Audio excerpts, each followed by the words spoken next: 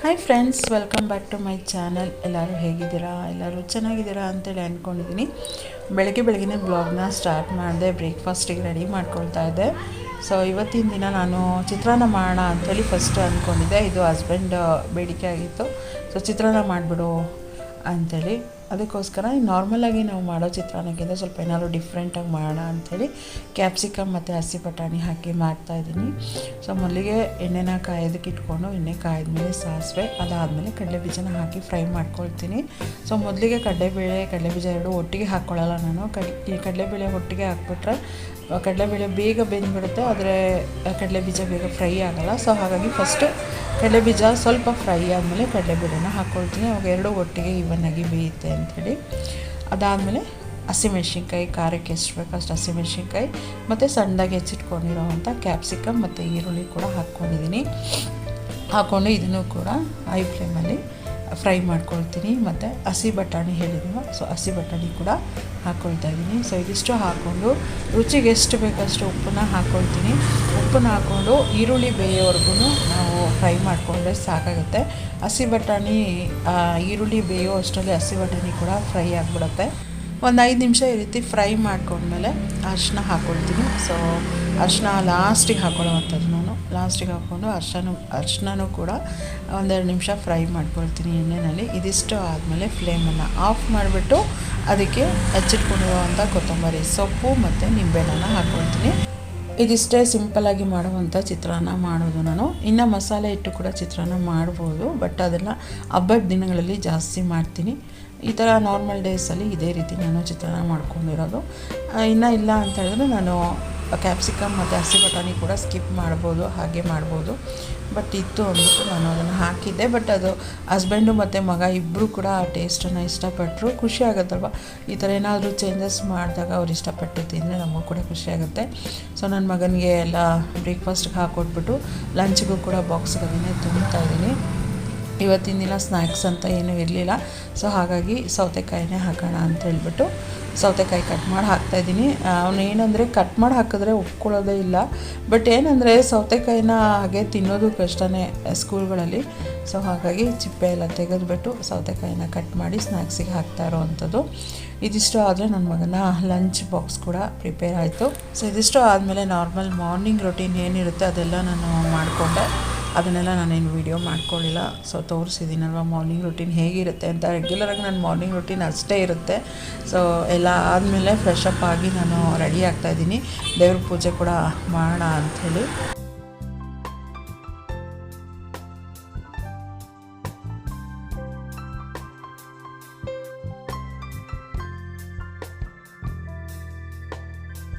Hi friends, morning ಬ್ಲಾಗ್ನ start ಮಾಡಿದೆ.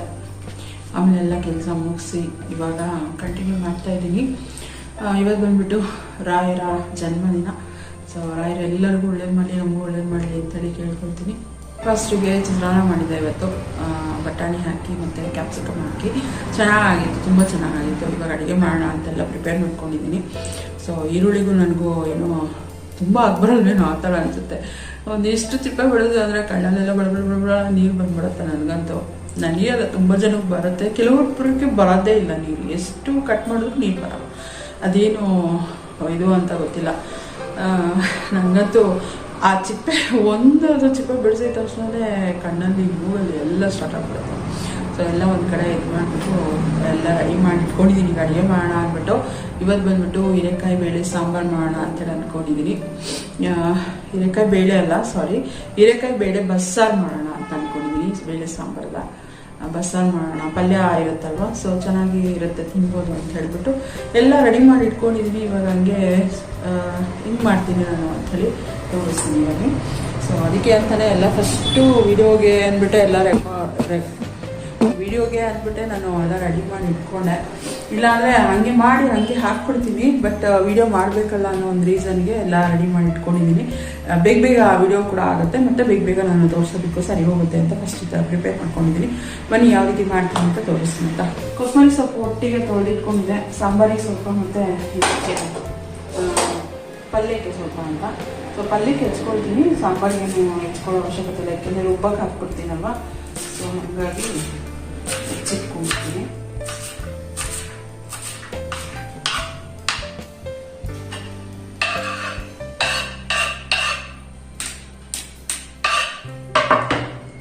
ಹಸಿಮೆಣ್ಸಿನ್ಕಾಯಿ ಜಾಸ್ತಿ ಯೂಸ್ ಮಾಡಲ್ಲ ನಾನು.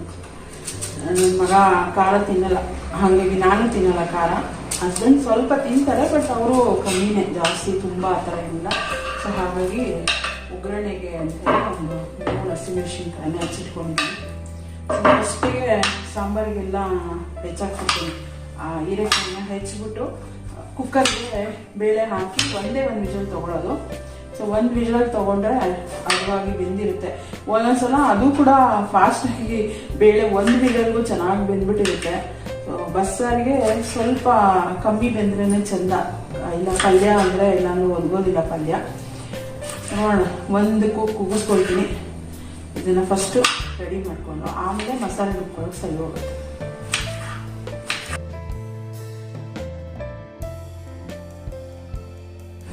ಹೆಚ್ಚಿಟ್ಕೊಂಡಿದ್ದೀನಿ. ಇವಾಗ ಇದಕ್ಕೆ 1 ಕಪ್ ಅಷ್ಟು ನಾನು ತೊಗರಿಬೇಳೆ ಹಾಕೊಳ್ತಾ ಇದ್ದೀನಿ. ಹೆಸರು ಕಾಳು ಕೂಡ ಹಾಕೋಬೋದು, ಬಟ್ ನಾನಿಲ್ಲಿ 1 ಕಪ್ ಅಷ್ಟು ತೊಗರಿಬೇಳೆನ ಹಾಕೊಳ್ತಾ ಇದ್ದೀನಿ.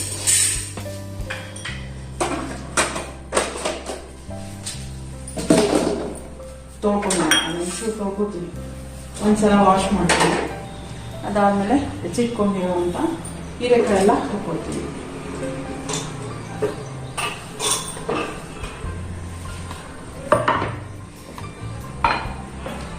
ಮತ್ತು ರುಚಿಗೆ ಎಷ್ಟು ಬೇಕಷ್ಟು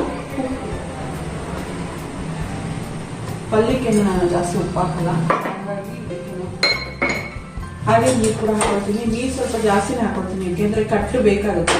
ಸೊ ಕಟ್ಟಲ್ಲಿ ರುಬ್ಕೊಳ್ಳೋದಕ್ಕೆ ಹಾಕೊಳ್ಳೋದ್ರಿಂದ ಕಟ್ಟು ಬೇಕು. ಬೇಳೆ ಕಟ್ಟಲ್ಲೇ ನಾವು ಮಸಾಲೆ ರುಬ್ಕೊಂಡ್ರೆ ಇನ್ನೂ ಚೆನ್ನಾಗಿರುತ್ತೆ. ಸೊ ಹಾಕ್ಬಿಟ್ಟು ಇವಾಗ ಒಂದೇ ಒಂದು ವಿಷಯ ಅಷ್ಟೇ, ಜಾಸ್ತಿ ಇಲ್ಲ, ಒಂದೇ ಒಂದು ಬರುತ್ತೆ.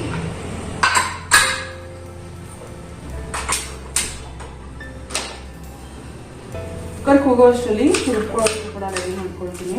ಸೊ ನಾನು ಸ್ವಲ್ಪ ಹಸಿ ಈರುಳ್ಳಿನೂ ಹಾಕೊಳ್ತೀನಿ, ಮತ್ತೆ ಸ್ವಲ್ಪ ಹುರಿದ್ಬಿಟ್ಟು ಕೂಡ ಹಾಕೊಳ್ತೀನಿ. ನೋಡಿ, ಇಷ್ಟು ಹಸಿ ಈರುಳ್ಳಿ ಅಂದರೆ 2 ಚಿಕ್ಕ ಈರುಳ್ಳಿ ಆಗಿರೋದ್ರಿಂದ 2 ಈರುಳ್ಳಿ ಅಷ್ಟು ನಾನು ಹುರ್ಕೊಳ್ಳೋದಕ್ಕೆ ಹಾಕಿದ್ದೀನಿ. ಹಾಗೆ 2 ಈರುಳ್ಳಿ ಅಷ್ಟು ಹಾಗೆ ರುಬ್ಬೋದಕ್ಕೆ ಹಾಕ್ತೀನಿ.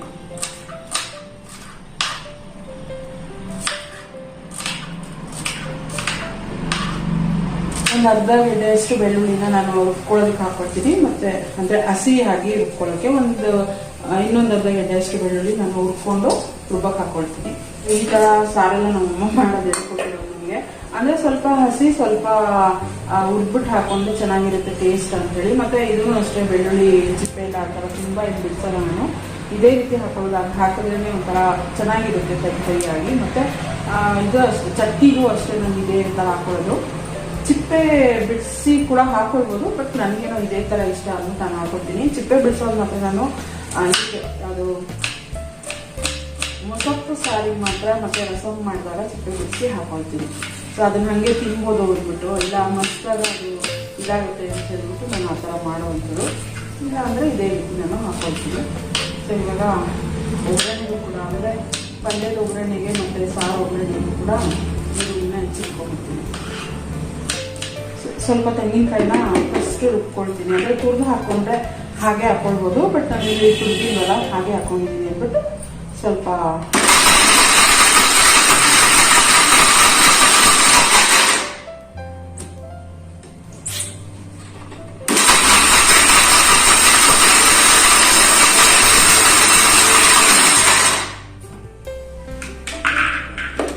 ಈ ಥರ ಮಾಡ್ಕೊಂಡಿದ್ದೀನಿ. ಇದನ್ನೇ ಸ್ವಲ್ಪ ಒಗ್ಗರಣೆಗೂ ಕೂಡ, ಅಂದರೆ ಕಾಯೆಲ್ಲ ಒಗ್ಗರಣೆ ಮಾಡ್ತೀವಲ್ವ, ಸೊ ಅದಕ್ಕೂ ಕೂಡ ಸ್ವಲ್ಪ ಹಾಗೆ ಎತ್ತಿಟ್ಕೊಳ್ತೀನಿ. ಪಲ್ಯಕ್ಕೆ ಕಾಯಿ ತುರಿ ಹಾಕಿದ್ರೆ ಚೆನ್ನಾಗಿರುತ್ತೆ. ತುಂಬಾ ಯೂಸ್ ಮಾಡಲ್ಲ, ಈ ಥರ ಪಲ್ಯಗಳು ಮಾಡಿದಾಗ ಅಷ್ಟೇ ಕಾಯಿ ತುರಿನ ಯೂಸ್ ಮಾಡೋವಂಥದ್ದು. ಇದಕ್ಕೇನೋ ಹಸಿಯಾಗಿ ಯಾರು ಮಾಡ್ಕೊಳ್ತೀನಿ ಅಂದರೆ ಈರುಳ್ಳಿ ಬೆಳ್ಳುಳ್ಳಿ ಕೂಡ ಹಾಕ್ಕೊಂಡಿದ್ದೀನಿ. 3 ಹೆಚ್ಚಿಟ್ಕೊಂಡಿರೋಂಥ ಟೊಮೊಟೊ ಹಾಕ್ಕೊಳ್ತಾ ಇದ್ದೀನಿ. 1/4 ಕಪ್ನಷ್ಟು ಸಾಂಬಾರು ಪುಡಿ ಹಾಕೊಳ್ತಾ ಇದ್ದೀನಿ. ಇದು ಹಸಿ ಒಣಮೆಣಸಿನ್ಕಾಯಿ ಕೂಡ ಹಾಕೊಂಡು ಮಾಡ್ಬೋದು, ಬಟ್ ನಾನು ಒಣಮೆಣಸಿನ್ಕಾಯಿ ಎಲ್ಲ ಜಾಸ್ತಿ ಸ್ಟೋರ್ ಮಾಡ್ಕೊಳ್ಳಲ್ಲ. ಸೊ ಹಾಗಾಗಿ ಸಾಂಬಾರು ಪುಡಿ ಏನಿದೆ ಅದನ್ನೇ ಹಾಕ್ಕೊಳ್ತೀನಿ. ಇದಿಷ್ಟು ಹಸಿ ಮಸಾಲೆ ನಾನು ಹಾಕೊಂಡಿರೋದು. ಸೊ ಏನು ಉಟ್ಕೊಳ್ಳೋದಕ್ಕೆ ಇಟ್ಕೊಂಡಿದ್ದೀನಲ್ಲ, ಅದಕ್ಕೆ ಈರುಳ್ಳಿ ಬೆಳ್ಳುಳ್ಳಿ ಮತ್ತು ಕೊತ್ತಂಬರಿ ಸೊಪ್ಪು ಆ್ಯಡ್ ಮಾಡಿದರೆ ಸ್ವಲ್ಪ ಕಾಳು ಮೆಣಸು ಕೂಡ ಹಾಕ್ಕೊಳ್ತೀನಿ. ಕೈ ಹಾಕಿ ಹಾಕೊಳ್ಳೋದು ನಾನು ಏನು ಅದೆಲ್ಲ ಯೂಸ್ ಮಾಡೋದು, ಕೈ ಎಣ್ಣೆಲ್ಲ ಹಾಕ್ಕೊಳ್ತೀನಿ. ಮತ್ತು ಜೀರಿಗೆ, ಇಷ್ಟು ಜೀರಿಗೆ ಹಾಕ್ಕೊಳ್ತೀನಿ. ಜೀರಿಗೆ ಮತ್ತು ಕಾಳು ಮೆಣಸು ಪೌಡ್ರು ಕೂಡ ಮಾಡಿ ಹಾಕೋಬೋದು, ಮತ್ತು ಹಾಗೆ ಹುರಿದ್ಬಿಟ್ಟು ಹಾಕಿದ್ರೆ ಚೆನ್ನಾಗಿರುತ್ತೆ ಅಂತ. ಸೊ ಒಂದು ಸ್ಪೂನಷ್ಟು ಆಯಿಲ್ ಫ್ರೈ ಆಗೋದು.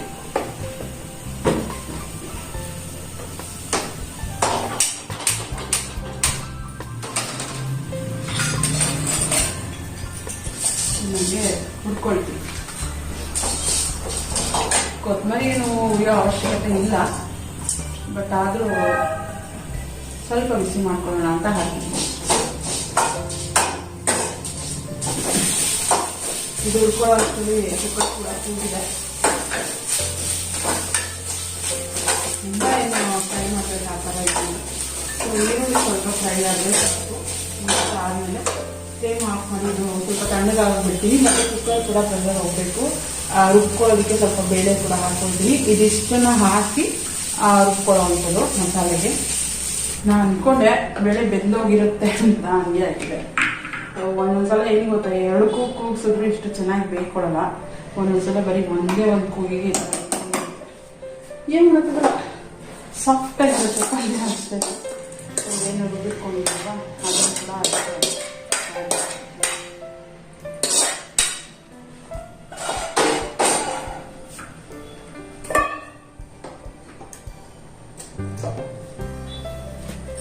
ಇದನ್ನು ರುಬ್ಕೊಂಡು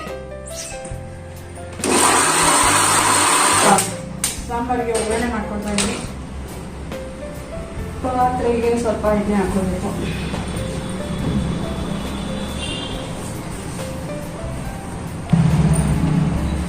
ಸ್ವಲ್ಪ ಆಯಿಲ್ ಹಾಕೊಳ್ತೀನಿ, ಜಾಸ್ತಿ ಹಾಕೋಲ್ಲ.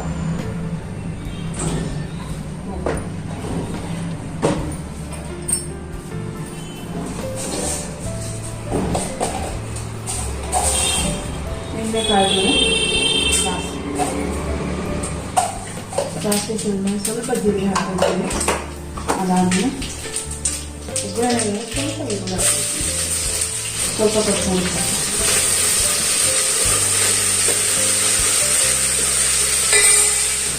ಸೊಪ್ಪು, ಕರಿಬೇವಿನ ಸೊಪ್ಪು, ರುಬ್ಬಿಟ್ಕೊಂಡಿರೋಂಥ ಮಸಾಲೆನ ಆ್ಯಡ್ ಮಾಡ್ಕೊಳ್ತೀನಿ. ಒಂದು 2 ನಿಮಿಷ ಬೆಂದ ಆದಮೇಲೆ ಬೇಳೆ ಕಟ್ಟಿರುತ್ತಲ್ಲ, ಸೊ ಅದರಲ್ಲಿ ಸ್ವಲ್ಪ ಹಾಕ್ಕೊಳ್ತೀನಿ ಅಷ್ಟೇ.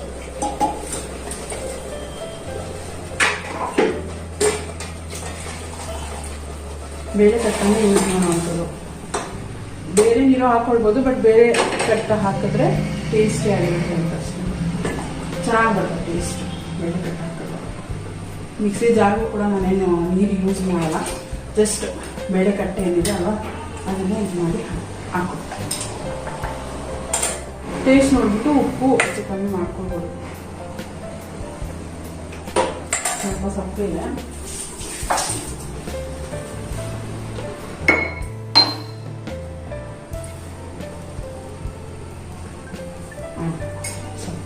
ಸ್ವಲ್ಪ ಹುಣಸೆಹಣ್ಣು ರಸ ಕೂಡ ಬಿಟ್ಕೊಳ್ತೀನಿ. ಬಸ್ಸಾರು, ಹುಳಿ ಸಾರು ಆದಮೇಲೆ ಟೊಮೊಟೊ ಹಾಕಿದ್ರು ಕೂಡ ಹುಣಸೆಹಣ್ಣು ರಸ ಬಿಟ್ಟರೆ ಅದೊಂಥರ ಟೇಸ್ಟು. ಸೊ ಹಾಗಾಗಿ ಸ್ವಲ್ಪ ಹುಣಸೆಹಣ್ಣು ರಸ ಇದಿಷ್ಟ ಹಾಕಿದ್ಮೇಲೆ ಒಂದೇ ಒಂದು ಕುದಿ ಆದರೆ ಸಾಕು, ಸಾಂಬಾರು ರೆಡಿ ಆಗುತ್ತೆ. ಇದು ಎಕ್ಸ್ಟ್ರಾ ನೀರೆಲ್ಲ ಆ ಥರ ಎಲ್ಲ ಏನು ಯೂಸ್ ಮಾಡಲ್ಲ ನಾನು. ಏನು ಬೇಳೆ ಕಟ್ಟು ಬೇಯಿಸ್ಕೊಂಡಿದ್ದಲ್ಲ, ಸೊ ಅದೇ ನೀರನ್ನೇ ಬಸ್ಸಾರು ಯೂಸ್ ಮಾಡುವಂಥದ್ದು. ಅದರಿಂದ ಚೆನ್ನಾಗಿ ಟೇಸ್ಟ್ ಬರುತ್ತೆ. ಸಾಂಬಾರನ್ನ ನಾನು ಆ ಕಡೆ ಟ್ರಾನ್ಸ್ಫರ್ ಮಾಡಿಬಿಟ್ಟಿದ್ದೀನಿ. ಈ ಕಡೆ ಅಷ್ಟರಲ್ಲಿ ಸಾರು ಒಂದು ಕುದಿ ಬರೋ ಅಷ್ಟರಲ್ಲಿ ಪಲ್ಯಕ್ಕೂ ಕೂಡ ಒಗ್ಗರಣೆ ಹಾಕೊಳ್ಳೋಣ ಅಂತ. ಸೊ ಪಲ್ಯಕ್ಕೆ ನಾನು ಜಾಸ್ತಿ ಏನು ಇದಾಕಲ್ಲ, ಎಣ್ಣೆ ಹಾಕಲ್ಲ. ಆಯಿಲ್ ಹಾಕಿದ್ರೆ ಚೆನ್ನಾಗಿರಲ್ಲ, ನನಗೆ ಇಷ್ಟ ಆಗಲ್ಲ. ಸೊ ಒಗ್ಗರಣೆ ಮಾಡ್ಕೊಳ್ಳೋದಕ್ಕಷ್ಟೇ ನಾನು ಸ್ವಲ್ಪ ಎಣ್ಣೆ ಹಾಕ್ಕೊಳ್ತೀನಿ. ಆಮೇಲೆ ಸಾಸಿವೆ, ಜೀರಿಗೆ ನಾನು ಸಾಂಬಾರಿಗೆ ಹಾಕಿದ್ದೀನಲ್ಲ, ಸೊ ಹಾಗಾಗಿ ಜಾಸ್ತಿ ಜೀರಿಗೆ ಹಾಕಲ್ಲ. ಸಾಸಿವೆ ಸೀರೋದ್ರಿಂದ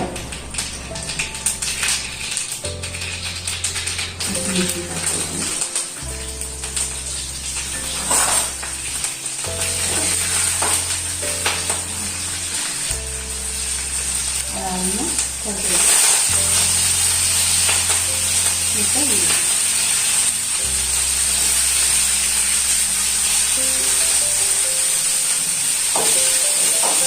ಈರುಳ್ಳಿ ಬೇಳೆ ಎಲ್ಲ ನಾನು ಉಪ್ಪು ಹಾಕಿದ್ದೀನಮ್ಮ. ಹಾಗಾಗಿ ಈರುಳ್ಳಿಗೆ ಎಷ್ಟು ಬೇಕೋ ಅಷ್ಟು ಮಾತ್ರ ಉಪ್ಪನ್ನು ಹಾಕೊಳ್ಳುವಂಥದ್ದು. ಜಾಸ್ತಿ ಹಾಕ್ಬಿಟ್ರೆ ಜಾಸ್ತಿ ಆಗಿರುತ್ತೆ. ಈರುಳ್ಳಿ ಫ್ರೈ ಆದಮೇಲೆ ಏನು ಹೀರೆಕಾಯಿ ಬೇಳೆ ಬೇಯಿಸ್ಕೊಂಡಿದ್ದೀನಿ ಅದನ್ನು ಹಾಕ್ಕೊಳ್ತಾ ಇದ್ದೀನಿ. ಕಾಯಿ ತುರಿ, ಕೊತ್ತಂಬರಿ ಇಷ್ಟನ್ನು ಹಾಕಿ ಒಂದು ಮಿಕ್ಸ್ ಮಾಡ್ಕೊಳ್ತೀನಿ ಅಷ್ಟೇ. ಇವಾಗ ಮುದ್ದೆ ಮಾಡ್ಕೊಂಡ್ಬಿಡ್ತೀವಿ. ನನಗೆ ಮಧ್ಯಾಹ್ನ ಟೈಮ್ ಮುದ್ದೆ ತಿಂದರೆ ಚೆನ್ನಾಗಿರುತ್ತೆ. ರಾಗಿ ಖಾಲಿ ಆಗಿತ್ತು ಅಂತ ಡಿಮಾರ್ಟಲ್ಲಿ ಸ್ವಲ್ಪ ತೊಗೊಂಡ್ಬಂದಿದ್ದು. ಒಳ್ಳೆ ಮೈದಾ ಮಿಕ್ಸ್ ಮಾಡ್ಕೊಂಡ್ಬಂದಿದೆ ಇದು ಮುದ್ದೆ. ನನಗೇನು ಅಷ್ಟು ಇಷ್ಟ ಆಗಿಲ್ಲ. ತುಂಬ ಒಂಥರ ಫೈನ್ ಪೌಡ್ರ್ ಆ ಥರ ಮಾಡ್ತಿದ್ದಾರೆ. ನನಗೆ ಆಲ್ಮೋಸ್ಟ್ ಒಂದು ಸರಿಯಾಗಿರಬೇಕು ರಾಗಿ ಹಸಿಟ್ಟು ಅಂತ ಅಂದ್ಕೊಳ್ತೀನಿ. ಅವಾಗ ಮುದ್ದೆನೂ ಕೂಡ ಮೃದುವಾಗಿ ಬರುತ್ತೆ. ನನಗಿದೇನೋ ಡಿಮಾರ್ಟಿಂದ ತಂದಿದ್ದು ಹಸಿಟ್ಟು ಅಷ್ಟೊಂದು ಇಷ್ಟ ಆಗಿಲ್ಲ ನನಗೆ. ನನ್ನ ಮಗನಿಗೆ ಇಬ್ಬರಿಗೂ ಕೂಡ ಮುದ್ದೆ ಮಾಡ್ತಾಯಿದ್ದೀನಿ. ಅವ್ನಿಗೆ ಎತ್ತಿಟ್ರೆ ಅವ್ನು ಬಂದಾಗ ತಿಂತಾನೆ. ಬಿಸಿ ಬಿಸಿ ಇರೋಲ್ಲ, ಬಟ್ ಏನು ಮಾಡೋಕ್ಕಾಗಲ್ಲ. ಅವ್ನು ಬರೋವರೆಗೂ ಕಾಯ್ಕೊಂಡಿರೋಕ್ಕಾಗಲ್ಲ. ಸೊ ಹಾಗಾಗಿ ಮುದ್ದೆ ಮಾಡಿ ಎತ್ತಿಟ್ಟಿರ್ತೀನಿ. ಅವನಿಗೂ ಒಂದು ಬಾಕ್ಸ್ ಹಾಕಿ ಅವ್ನು ಬಂದು ಮುದ್ದೆ ತಿಂತಾನೆ. ನನ್ನ ಹಸ್ಬೆಂಡ್ ಅವ್ರಿಗೆ ಮೂಡಿದ್ದಾಗೆ ಇವತ್ತಿನ ನನ್ನ ಲಂಚ್ ಬಸ್ಸಾರು, ಹೀರೆಕಾಯಿ ಬೇಳೆ ಸಾಂಬಾರು ಮತ್ತು ಪಲ್ಯ, ಸೌತೆಕಾಯಿ ಮತ್ತು ಮುದ್ದೆ. ರೈಸ್ ಇಟ್ಟಿದ್ದೀನಿ. ನನಗೇನು ರೈಸ್ ಅವಶ್ಯಕತೆ ಇಲ್ಲ. ಎಲ್ಲ ಕ್ಲೀನ್ ಮಾಡಿಬಿಟ್ಟು ನನ್ನ ಮಗ ಬರೋ ಅಷ್ಟರಲ್ಲಿ ಅವನಿಗೂ ಕೂಡ ರೈಸ್ ಆಗುತ್ತೆ ಅಂತೇಳಿ ರೈಸ್ ಇಟ್ಟಿದ್ವಿ. ಈಗ ಒಂಚೂರು ಗ್ರೇಪ್ಸ್ ತೊಗೊಂಡಿದ್ರು, ಅದಕ್ಕೆ ಉಪ್ಪು ಮತ್ತು ಇದಾಕಿ ನೆನೆಸಿಟ್ಟಿದ್ದೀನಿ. ಉಪ್ಪು ನೀರೆಲ್ಲ ಹಾಕಿ. ಸೊ ಇವಾಗ ಲಂಚ್ ಮಾಡಿಬಿಡ್ತೀನಿ ಬಿಸಿ ಬಿಸಿಯಾಗಿ. ಹೀರೆಕಾಯಿ ಬೇಳೆ ಬಸ್ಸಾರು ಮುದ್ದೆ. ಪ್ಲೀಸ್ ಪ್ಲೀಸ್ ಪ್ಲೀಸ್ ಪ್ಲೀಸ್ ಹೇಳ್ಬೇಕು ಆಯ್ತಾ? ಹೇಳ್ಬೇಕು ಆಯ್ತು ಹೇಳ್ಬೇಕು ಆಯ್ತಾ? ಯೋಗ ಯೋಗ ಯೋಗೇಶ್ವರಾಯ. ಹೇಳು ಹೇಳು ಹೇಳು ಹೇಳು ಹೇಳು ಹೇಳು. ಯೋಗ ಯೋಗ ಯೋಗೇಶ್ವರಾಯ. ಹೇಳು ಹೇಳು. ಯೋಗ ಯೋಗ ಯೋಗೇಶ್ವರಾಯ. ಮತ್ತು ಬ್ಲಾಗ್ನ ಕಂಟಿನ್ಯೂ ಮಾಡೋಕ್ಕಾಗಿಲ್ಲ. ಈವ್ನಿಂಗ್ ಇದು. ಸೊ ಇವಾಗೆಲ್ಲ ಸ್ವಲ್ಪ ಎಕ್ಸಾಮ್ ಟೈಮ್ ಇರೋದ್ರಿಂದ ಒಂಚೂರು ಮೆಡಿಟೇಷನ್ ಮಾಡೋಣ. ಯಾಕೆಂದರೆ ಅವ್ನಿಗೆ ಓದಿಸಿ ಒಂಥರ ಇರಿಟೇಟ್ ಆದಂಗೆ ಆಗ್ಬಿಟ್ಟಿರುತ್ತೆ. ಸೊ ಹಾಗಾಗಿ ಸ್ವಲ್ಪ ಏನಾದರೂ ಒಂದು ಧ್ಯಾನದ ಥರ ಮಾಡೋಣ ಅಂತ ಕೂತ್ಕೊಂಡ್ರೆ ಅಲ್ಲೂ ಬಂದು ನನ್ನ ಮಗ ತಲೆ ತಿಂತಾಯಿದ್ದ. ಇದನ್ನ ಹೇಳು ಅಂತ. ಆ ಕಡೆಗೆ ಅವನೇನೇನು ಹೇಳ್ಕೊಟ್ಟ ಅದನ್ನು ಹೇಳೋವರೆಗೂ ಬಿಟ್ಟಿಲ್ಲ. ಅದನ್ನು ಒಂದು 2-3 ಸಲ ಹೇಳು ಅಂತ, ಇಲ್ಲ ಒಂದೇ ಸಲ ಹೇಳೋದು ಅಂತ ಹೇಳ್ಬಿಟ್ಟು ಹೇಳಿದ್ದಾಯಿತು. ಸೊ ಇದೇ ರೀತಿ ನನ್ನ ಮಗ ಆ ಟೆನ್ಷನಿಂದ ದೂರ ಆಗಬೇಕಂತ ಧ್ಯಾನ ಮಾಡಿದ್ರೆ ಇನ್ನೂ ಟೆನ್ಷನ್ ಜಾಸ್ತಿ ಕೊಡ್ತಾನೆ. ಏನು ಮಾಡೋದು ಹೇಳಿ. ಮತ್ತು ನೆಕ್ಸ್ಟ್ ಡೇ ಮಾರ್ನಿಂಗ್ ವ್ಲಾಗ್ನ ಕಂಟಿನ್ಯೂ ಮಾಡ್ತಾಯಿದ್ದೀನಿ. ಲಂಚ್ ಬಾಕ್ಸಿಗೆ ಇವತ್ತು ಗ್ರೇಪ್ಸ್ ಹಾಕಿದ್ದೆ ಸ್ನ್ಯಾಕ್ಸಿಗೆ, ಮತ್ತು ಅವಲಕ್ಕಿ ಒಗ್ಗರಣೆ ಮಾಡಿದ್ದೆ. ನಾನು ಅಡುಗೆ ಮಾಡುವಾಗ ವ್ಲಾಗ್ನ ಮಾಡಿದ್ದು, ಅದಾದಮೇಲೆ ವ್ಲಾಗ್ನೇ ಮಾಡಿದ್ದೆ ನಾನು. ಸೊ ಮತ್ತು ಸಂಜೆ ನನ್ನ ಮಗ ಬಂದ, ಊಟ ತಿಂದು ಮತ್ತು ಓದೋಕ್ಕೆ ಕೂತ್ಕೊಂಡಿದ್ದೇ ಆಯಿತು. ಆಮೇಲೆ ಇವತ್ತು ಮಾರ್ನಿಂಗಿಂದ ಬ್ಲಾಗ್ನ ಕಂಟಿನ್ಯೂ ಮಾಡ್ತಾಯಿದ್ದೀನಿ. ಇವತ್ತೇನು ರೆಸಿಪಿ ಅದೇನು ತೊಗೊಳ್ಳಿಲ್ಲ, ಲೇಟ್ ಆಗಿಬಿಟ್ಟಿತ್ತು. ಆಲ್ರೆಡಿ ನಿದ್ದೆನೇ ಮಾಡಿಲ್ಲ ರಾತ್ರಿ ಹೇಳಬೇಕು ಅಂದರೆ. ಸೊ ಶೆಕೆಗೆ ಫಸ್ಟ್ ಆಫ್ ಆಲ್ ನಿದ್ದೆ ಬರೋಲ್ಲ. ಬಂತು ಚೆನ್ನಾಗಿ ಇನ್ನೇನು ಮಲ್ಕೊತಾ ಇದ್ದೀವಿ ಅನ್ನೋ ಟೈಮ್ ಕರೆಕ್ಟಾಗಿ ಇಲ್ಲಿ ನಮ್ಮ ಮನೆ ರೋಡಲ್ಲಿ ನಾಯಿಗಳಿದೆ. ಅದಂತೂ ಅದರಲ್ಲಿ ಒಂದು ನಾಯಿ ಏನು ಮಾಡುತ್ತೆ, ಒಂದು ಎದುರುಗಡೆ ಮನೆ ಗೇಟ್ ಒಳಗಡೆ ಹೋಗ್ಬಿಡುತ್ತಲ್ಲ, ಮತ್ತು ಅದು ಒಳಗಡೆ ಹೋಗಿ ಮೇಲೆಲ್ಲ ಹತ್ಕೊಂಡು ಒಳಗಡೆ ಹೋಗಿ ಲಾಕ್ ಆದಂಗೆ ಏನು ಬಡ್ಕೊಳ್ತಾ ಅಷ್ಟು ಬಡ್ಕೊಳುತ್ತೆ. ಅದು ಒಂದು ಬಡ್ಕೊಳ್ಳೋದ್ರೆ ಒಂದು ನಾಯಿ ಸ್ಟಾರ್ಟ್ ಆಯಿತು ಅಂದರೆ ಸುತ್ತಮುತ್ತ ಇರೋವೆಲ್ಲ ಬಡ್ಕೊಳಕ್ಕೆ ಸ್ಟಾರ್ಟ್ ಆಗ್ತವೆ. ನನಗಂತೂ ರಾತ್ರಿ ಎಷ್ಟೋ ತನಕ ಒದ್ದಾಡಿ ಸಾಕಾಗಿ ಕಡೆಗೆ ಓಡಿಸಿದ್ದೀನಿ. ನಾನು ಹೋಗಿ 2 ಗಂಟೆ ರಾತ್ರಿ ಹೋಗಿ ಈಚೆ ನಿಂತ್ಕೊಂಡು ಓಡಿಸಿದ್ದೀನಿ. ನಾವು ಹೋಗೋ ಆ ಕಡೆ ಹೋಗಿ ಎಲ್ಲಾದರೂ ಮಲ್ಕೋ ಹೋಗ್ಲಿ, ನಮಗೂ ನಿದ್ದೆ ಮಾಡೋಕೆ ಬಿಡು ಅಂತ. ಅದೇನು ಮಾಡುತ್ತೆ ಅಂತ ಬೆಳಗ್ಗೆಲ್ಲ ನಿದ್ದೆ ಮಾಡಿಬಿಡುತ್ತೆ ಚೆನ್ನಾಗಿ. ರಾತ್ರಿ ಆದರೆ ಸಾಕು ಯಪ್ಪ. ಅದು ನೀಟಾಗಿ ಅದನ್ನು ಕಾಂಪೌಂಡ್ ಥರ ಆಡ್ಕೊಂಡು ಒಳಗಡೆ ಹೋಗ್ಬಿಡುತ್ತೆ, ಮೇಲೆ ಹತ್ಕೊಂಡು ಹೋಗಿ ಅದಕ್ಕೆ ದಾರಿ ಮತ್ತೆ ರಿಟರ್ನ್ ಬರೋಕೆ ಗೊತ್ತಾಗೋ ಏನೂ ಗೊತ್ತಿಲ್ಲ. ಒಟ್ಟಿನಲ್ಲಿ ಸಿಕ್ಕಾಬಟ್ಟೆ.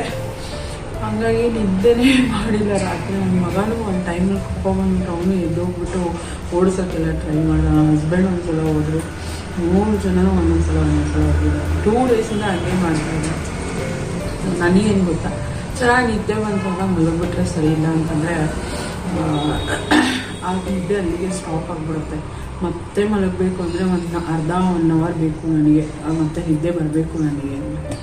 ಹಾಗಾಗಿ ನಿದ್ದೆ ಸರಿಯಾಗಿ ಆಗಿಲ್ಲ ನನಗೆ. ಸಿಕ್ಕಾಬಿಟ್ಟೆ ಒಂಥರ ಟಯರ್ಡ್ ಅನಿಸುತ್ತೆ. ನಿದ್ದೆ ಆಗಲಿಲ್ಲ ಅಂತಂದರೆ ಏನೋ ಕಾಲ್ ಬರ್ತಾ ಇದ್ದೀರಿ ಪಾಸ್ ಆಗಿತ್ತು. ಸೊ ಮೊನ್ನೆ ಲಾಸ್ಟ್ ಬ್ಲಾಗು ಅದು ಬಿಫೋರ್ ಲಾಸ್ಟ್ ಬ್ಲಾಗು ಹೇಳಿದೆ ನಿಮಗೆ, ಕುಶಾಲ್ ಸರ್ ಇವಾಗ ಆಫರ್ ನಡೀತಾ ಇದೆ ಅಪ್ ಟು 40% ಅಂತ ಹೇಳ್ಬಿಟ್ಟು. ಸೊ ನಾನು ಅಂದರೆ ನನಗೇನು ಆರ್ಡ್ರ್ ಮಾಡೋ ಅಂಥದ್ದು ಏನಿರಲಿಲ್ಲ, ಯಾಕೆಂದರೆ ಎಲ್ಲ ಆಲ್ರೆಡಿ ತೊಗೊಂಡಿದ್ದೀನಿ, ನನಗೇನು ಅವಶ್ಯಕತೆ ಇರಲಿಲ್ಲ. ಬಟ್ ಒಂದೇ ಒಂದು ಅಂದರೆ ಬ್ಯಾಂಗಲ್ ಒಂದು ಕಾಟಕ್ಕೆ ಹಾಕಿ ಇಟ್ಕೊಂಡಿದ್ದೆ ನಾನು. ಸೊ ಅದು 1200 ಚೇಂಜ್ ತೋರಿಸ್ತಾ ಇತ್ತು ಯಾವಾಗ. ಸೊ ಇವಾಗ ಆಫರಲ್ಲಿ 40% ಆಫರ್ ಕೊಟ್ಬಿಟ್ಟಿದ್ರು ಆ ಬ್ಯಾಂಗಲ್ಗೆ. ನಾನು ತುಂಬ ದಿನದಿಂದ ಕಾಟಕ್ಕೆ ಹಾಕಿಟ್ಟಿದ್ದೆ. 40% ಆಫರ್ ಅಂದರೆ 700 ಸಮಥಿಂಗ್, 750 740 ಆ ಥರ ಇತ್ತು. ಸೊ 1200 700 ತೊಗೊಂಬಿಡೋಣ ಅಂತ ಹೇಳ್ಬಿಟ್ಟು ಆರ್ಡ್ರ್ ಮಾಡಿದ್ದೆ. ಅದೇ ರಿಸೀವ್ ಆಯ್ತು. ಇವಾಗ ಕಾಲ್ ಮಾಡಿದ್ರು, ಹೋಗ್ಬಿಟ್ಟು ಇಟ್ಕೊಂಡ್ಬಂದೆ. ಓಪನ್ ಮಾಡಿ ತೋರಿಸ್ತೀನಿ ಮುಂದೆನೇ. ತುಂಬ ರೇರು ನಾನು ಈ ಥರ ಏನು ಗೊತ್ತಾ, ಬಂದ ತಕ್ಷಣ ನಾನು ಓಪನ್ ಮಾಡಿ ನೋಡಬೇಕು, ಇಲ್ಲಾಂದರೆ ಅದರ ಕ್ಯೂರಿಯಾಸಿಟಿ ಏನಿದೆ ಅಂತ ಹೇಳ್ಬಿಟ್ಟು. ಸೊ ಆ್ಯಸ್ ಯೂಶುವಲ್ ಈ ಥರ ಬಾಕ್ಸಲ್ಲಿ ಹಾಕ್ಬಿಟ್ಟಿದ್ದಾರೆ. ಇನ್ನು ಮನೆ ಕೆಲಸ ಎಲ್ಲ ಆಯಿತು, ಪಾತ್ರೆದು ಆಯಿತು, ಹೊರಗಡೆ ಕೆಲಸ ಎಲ್ಲ ಮುಗಿತು. ಇನ್ನು ಮನೆದಷ್ಟೇ ಡಸ್ಟಿಂಗ್ ಮುಗಿದೆ. ಕಸ ಗುಡಿಸಿ ಮನೆ ವರ್ಷಕ್ಕೆ ಪೂಜೆ ಮಾಡಬೇಕು. ಅಷ್ಟರಲ್ಲಿ ಇದು ಬಂತು, ಮಾತಾಡ್ತಾ ಇದ್ನಲ್ಲ ಹಂಗೆ ಫೋನ್ ಬಂತು. ಸೊ 740 ಆರಾಮಾಗಿ ತೊಗೋಬೋದು ನನ್ನ ಪ್ರಕಾರ. ಯಾಕೆಂದರೆ ಅದು ಯಾವಾಗಲೂ ಪ್ರೈಸ್ ನೋಡುವಾಗೆಲ್ಲ 1200 ತೋರಿಸ್ತಾ ಇದ್ದಿದ್ದಂಥದ್ದು. ಸೊ ಏಕ್ದಮ್ 740 ಅಂತಂದರೆ ಚೆನ್ನಾಗಿರುತ್ತೆ. ಚೆನ್ನಾಗಿದೆ. ಕುಶಾಲ್ಸಲ್ಲಿ ಆಲ್ಮೋಸ್ಟ್ ಎಲ್ಲ ಪ್ರಾಡಕ್ಟು ಚೆನ್ನಾಗಿರುತ್ತೆ ನನ್ನ ಪ್ರಕಾರ. ನನಗಿಷ್ಟ ಆಗುತ್ತೆ ಪರ್ಸ್ನಲಾಗಿ. ಅದಕ್ಕೆ ನೋಡ್ಬೋದು ಬಳೆ ಇದೆ, ಈ ಥರದ ಬಳೆ ಕೊಡ್ತೀನಿ. ಒಂದ್ಸಲ ಸ್ಟೋನ್ ಎಲ್ಲ ಕರೆಕ್ಟಾಗಿದೆಯಾ ಏನು ಅಂತೇಳಿ. ಸಮ್ಟೈಮ್ಸ್ ಏನು ಗೊತ್ತಾ, ಸ್ಟೋನ್ ಎಲ್ಲ ಬಿದ್ದೋಗ್ಬಿಟ್ಟಿರುತ್ತೆ. ಇಲ್ಲ ಕರೆಕ್ಟಾಗಿದೆ. ಒಂದೊಂದ್ಸಲ ಸ್ಟೋನ್ ಬಿದ್ದೋದ್ರೂ ಏನು ತೊಂದರೆ ಇಲ್ಲ. ಇಲ್ಲೇ ನಿಯರೆಸ್ಟು ಕುಶಾಲ್ ಶಾಪ್ಗಳು ಇರ್ತಾವಲ್ಲ, ಅಲ್ಲಿ ಹೋಗ್ಬಿಟ್ಟು ನಾವು ಹಾಕ್ಕೊಂಬರ್ಬೋದು. ಸೊ ಬಿಲ್ಲು ಏನು ತೆಗೆದೇ ಇದ್ದರೆ ಅವ್ರು ಫ್ರೀಯಾಗಿ ಹಾಕ್ಕೊಡ್ತಾರೆ, ಏನು ತೊಂದರೆ ಇಲ್ಲ. ಅದು ಆರ್ಡರ್ ಮಾಡಿರ್ತೀವಲ್ಲ, ಅದ್ರ ಸ್ಲಿಪ್ ತೊಗೊಂಡೋಗ್ಬೇಕು. ವಿತಿನ್ 10 days ಒಳಗಡೆ ಹೋದರೆ ನಮಗೆ ಎಲ್ಲ ಅವರೇ ಇದು ಮಾಡಿ ಕೊಡ್ತಾರೆ. ಸೊ ತುಂಬ ಚೆನ್ನಾಗಿದೆ ಬ್ಯಾಂಗಲ್, ನೋಡ್ಬೋದು. ಸೇಮ್ ಗೋಲ್ಡ್ ಥರನೇ ಇದೆ ಇದು. ಮತ್ತು ಮಧ್ಯದಲ್ಲಿ ರೂಬಿ ಮತ್ತು ಎಮರಾಲ್ಡ್, ಗ್ರೀನ್ ಸ್ಟೋನ್ ಎಮರಾಲ್ಡ್ ಅಂತ ಹೇಳ್ತಾರೆ ಅನಿಸುತ್ತೆ. ಸೊ ಅದನ್ನು ಕೊಟ್ಟಿದ್ದಾರೆ. ಮತ್ತು ಬ್ಯಾಂಗಲ್ಸ್ ಕೂಡ ಒಂದು ಡಿಸೈನು ಇಲ್ಲಿ ಕೂಡ ಚೆನ್ನಾಗಿದೆ. ಒಂಥರ ಸೇಮ್ ಗೋಲ್ಡ್ ಬ್ಯಾಂಗಲ್ಸ್ ಇರುತ್ತವಲ್ಲ ಆ ಥರನೇ ಇದೆ ಡಿಸೈನು. ಸೊ ಈ ಒಂದು ಬಿಲ್ ಏನಿದೆಯಲ್ಲ, ಇದು ರಿಮೂವ್ ಮಾಡಿಬಿಟ್ಟು ಅಂದರೆ ಅವರು ರಿಟರ್ನ್ ಎಲ್ಲ ತೊಗೊಳಲ್ಲ. ಅದು ಏನಾದರೂ ರಿಟರ್ನ್ ಹಾಕಬೇಕು ಅಂದರೆ ಈ ಒಂದು ಬಿಲ್ ಇರಲೇಬೇಕು.